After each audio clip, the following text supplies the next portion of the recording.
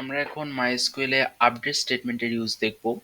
Update স্টেটমেন্টের সাহায্যে আমরা কোনো একটা রেকর্ডের পার্টিকুলার ফিল্ডের ভ্যালু চেঞ্জ করে দিতে পারি। সিনট্যাক্সটা হলো এরকম, আপডেটের পরে একটা টেবিল নেম আমাদেরকে বলতে হবে। যেহেতু এটা এক ধরনের ডাটা ম্যানিপুলেশন ল্যাঙ্গুয়েজ বা ডিএমএল, সেহেতু আপডেটের পরে নতুন করে এখানে কিন্তু টেবিল এই কিওয়ার্ডটা মেনশন করার কোনো প্রয়োজন পড়ে না। তারপরে আমরা কলামের যে ভ্যালু সেট করতে চাচ্ছি সেটা আমাদেরকে বলে দিতে হবে। W3 স্কুলে এখানে একটা এক্সাম্পল আছে। এক্সাম্পল হচ্ছে আমাদের এই যে ডেমো ডাটাবেসকে নিয়ে। আমাদের এই ডেমো ডেটাবেসে আমরা দেখতে পাচ্ছি কন্ট্যাক্ট নেম হিসেবে আছে মারিয়া অ্যান্ডার্স, কাস্টমার আইডি 1 এর ক্ষেত্রে। আমরা চাইলে এটাকে চেঞ্জ করতে পারি কিভাবে? আপডেট টেবিলের নাম আমাকে বলতে হবে, সেটা হলো কাস্টমার্স। কাস্টমার্স হলো আমাদের টেবিলের নাম। তারপরে set contact name is equals to Alfred স্কিমিলিট। তার মানে কন্ট্রাক্ট নেম এখানে ছিল মারিয়া অ্যান্ডার্স, সেটা এখন হয়ে যাবে আলফ্রেড স্কিমিলিট। এবং একই সাথে কিন্তু আমি মাল্টিপল কলামের ভ্যালু চেঞ্জ করতে পারি। সিটি হিসেবে দেওয়া আছে বার্লিন, এখন সিটি হিসেবে আমি দিচ্ছি ফ্র্যাঙ্কফুর্ট। এবং customer ID 1, 1 number customer ID তার জন্য। তো এই কাজটা আমরা আমাদের টেবিলের জন্য করতে পারি। তার জন্য আমি চলে যাচ্ছি মাইস্কুয়েল ওয়ার্কবেঞ্চে। আমি এখানে চাচ্ছি যেই পার্সনটার নাম আবির, তার স্যালারিতে আমি চেঞ্জ নিয়ে আসবো এবং তার নামে চেঞ্জ নিয়ে আসবো। তার জন্য প্রথমে আমাকে ডাটাবেসটা সিলেক্ট করে নিতে হবে। যদি ডাটাবেস সিলেক্ট থাকে তাহলে ভালো, না থাকলে আমাকে ডাটাবেসটা সিলেক্ট করে নিতে হবে। লিখতে হবে প্রথমে ইউজ, দেন এমপ্লয়ি ডিবি। এই কমান্ডটা এক্সিকিউট করার মাধ্যমে যেটা বোঝা যায় যে আমি এখন এই ডেটাবেসে আছি।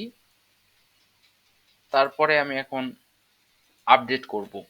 আমি যদি ওভারঅল স্ট্রাকচারটা দেখে নিই, আমি আপডেট করতে চাচ্ছি যার নাম হচ্ছে হাসিবুল আবির, তার নামটাকে এবং তার স্যালারিটাকে। এই ক্ষেত্রে এমপ্লয়ি আইডি হচ্ছে 102। সে কাজটা আমরা এখানে করি। প্রথমে আমাকে লিখতে হবে আপডেট, তারপরে টেবিলের নাম লিখতে হবে। টেবিলের নাম হবে এমপ্লয়িজ। তারপরে কলামের জন্য আমাকে এখানে ভ্যালু সেট করতে হবে। আমি নেমে চেঞ্জ আনতে চাচ্ছি, নেম ইকুয়ালস টু হাসিবুল আবির আছে, সেটাকে আমি দিয়ে দিতে চাচ্ছি শুধু আবির। তারপরে এখানে মাল্টিপল কলামের জন্য আমি এখানে কমা দিব, কমা দিয়ে এখানে স্যালারি দিব। স্যালারি অলরেডি প্রেজেন্ট স্যালারি হচ্ছে 45,000। তো এই 45,000কে চেঞ্জ করে আমি 62,000 করে দিব। Salary is equals two 62,000। যেহেতু এটা একটা নিউমেরিক ভ্যালু, এখানে কোটেশন দেওয়ার কোনো দরকার নাই। বাট আমি যদি এই কাজ করি তাহলে যেটা দেখা যাবে, এমপ্লয়ি টেবিলে সবার নাম হয়ে যাবে আবির, সবার স্যালারি হয়ে যাবে 62,000। তো এই কাজটা তো আমি করব না। তো তার জন্য হোয়ার কন্ডিশন দিয়ে আমাকে স্পেসিফাই করে দিতে হবে হোয়ার আইডি। এখানে আইডি তো না, এখানে যেটা দেওয়া আছে সেটা হচ্ছে employee ID. Employee ID is equals two 102। সেটা আমি এখানে লিখব, employee ID is equals two 102। তাহলে 102 নাম্বার যে এমপ্লয়ি, তার নাম হয়ে যাবে আবির এবং তার স্যালারি হয়ে যাবে 62,000। এতটুকু আমি এখন চাইলে এক্সিকিউট করতে পারি। এক্সিকিউট করে পর দেখলাম যে 1 রো এফেক্টেড, একটা রো এফেক্টেড হয়েছে। দ্যাট মিনস এখানে আমরা এক ধরনের ম্যানিপুলেশন পারফর্ম করতেছি এবং এটা এক ধরনের ডাটা ম্যানিপুলেশন ল্যাঙ্গুয়েজ। আমি যদি রিফ্রেশ দিই, আমি দেখতে পারবো নাম হয়ে গেছে আবির এবং স্যালারি হয়ে গেছে 62,000। তো এইভাবে আমরা চাইলে এক বা একাধিক কলামের যে ভ্যালুগুলো সেগুলো কিন্তু চেঞ্জ করতে পারি কোনো একটা পার্টিকুলার রেকর্ডের ক্ষেত্রে।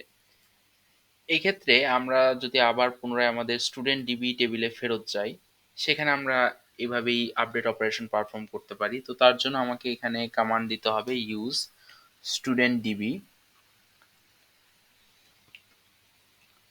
এতটুকু যদি এক্সিকিউট করি তাহলে আমি স্টুডেন্ট ডিবি এই ডাটাবেজে চলে যাব। সেখানে টেবিল হিসেবে আছে স্টুডেন্ট ইনফো টেবিল। আমি এখানে দেখতে পাচ্ছি সিটি হিসেবে অনেকগুলো সিটি আছে, নোয়াখালী, ঢাকা, ঢাকা, খুলনা, দেন নোয়াখালী, নোয়াখালী। এখানেও আমি এক ধরনের আপডেট পারফর্ম করতে চাই। আপডেট পারফর্ম করতে চাই এইভাবে, যেহেতু ডিফল্ট সিটি হিসেবে এখানে নোয়াখালী দেওয়া ছিল, তো যাদের ক্ষেত্রে সিটি নোয়াখালী, তাদের সবগুলোর সিটি হয়ে যাবে ঢাকা। এই কাজটা কিভাবে করা যায় আমরা দেখি। আমরা এখন স্টুডেন্ট ডিবি এই ডেটাবেস ইউজ করতেছি। আপডেটের জন্য আমাকে প্রথমে লিখতে হবে আপডেট এই কিওয়ার্ডটা। আপডেট, তারপরে লিখতে হবে টেবিলের নেম। টেবিলের নেম হলো স্টুডেন্ট ইনফো, তারপরে সেট, আমি শুধু শহরের নামটা চেঞ্জ করতে চাচ্ছি, city is equals two, city আমি দিতে চাচ্ছি ঢাকা। যাদের ডিফল্ট সিটি হিসেবে নোয়াখালী এসেছিল তাদের এখন সিটিটা হয়ে যাবে ঢাকা। তারপর আমাকে কন্ডিশন বলে দিতে হবে। কন্ডিশন কিন্তু এই সেম কলামের উপরেই দেওয়া যায়, যেই কলামটাকে আমি আপডেট করতে চাই সেম কলামের উপরেই কন্ডিশন দেওয়া যায়।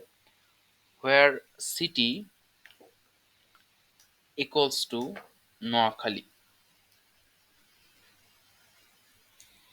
এতে করে যেটা হবে, আমাদের এই স্টুডেন্ট ইনফো টেবিলে নোয়াখালীতে যেই যে রেকর্ডগুলো আছে, যেমন এখানে 103 নাম্বার রেকর্ডে আছে নোয়াখালী, 104 নাম্বার রেকর্ডে আছে নোয়াখালী। তো এই দুইটা রেকর্ডে এই শহরের যে ভ্যালুটা সেটা পরিবর্তন হয়ে হয়ে যাবে ঢাকা। তো আমরা এতটুকু যদি এক্সিকিউট করি, আমরা দেখবো এটা সাকসেসফুলি এক্সিকিউট হয়েছে। তারপরে যদি আমি রিফ্রেশ দেই, আমি দেখতে পারবো লাস্টের দুইটা রেকর্ডের ক্ষেত্রে আমাদের সিটিটা কিন্তু হয়ে গেছে ঢাকা, আগে ছিল নোয়াখালী। তো এইভাবে আপডেট স্টেটমেন্টের সাহায্যে আমরা মাল্টিপল রেকর্ডেও চেঞ্জ নিয়ে আসতে পারি, ডিপেন্ডিং অন আওয়ার কন্ডিশন। আমাদের কন্ডিশনটা মাধ্যমে আমরা অনেকগুলো রেকর্ডেও চেঞ্জ নিয়ে আসতে পারি। বাট এই কন্ডিশনটা কিন্তু অবশ্যই অবশ্যই আমাদেরকে স্পেসিফাই করে দিতে হবে, না হলে যেটা হবে, আমরা যদি কন্ডিশন স্পেসিফাই না করে শুধুমাত্র যদি এতটুকু এক্সিকিউট করতাম, তাহলে যেটা দেখা যেত সবগুলো শহরের নাম হয়ে যেত ঢাকা। সিমিলার ভাবে এমপ্লয়ি ডাটাবেজের ক্ষেত্রে যদি আমরা শুধু এতটুকু এক্সিকিউট করতাম, তখন সবগুলো এমপ্লয়ের নাম হয়ে যেত আবির, এবং সবগুলোর স্যালারি হয়ে যেত 62,000। এবং এইভাবে আমরা চাইলে একটার পর একটা কলামের জন্য ভ্যালু স্পেসিফাই করে দিতে পারি। তো এটা ছিল আপডেট স্টেটমেন্টের ইউজ।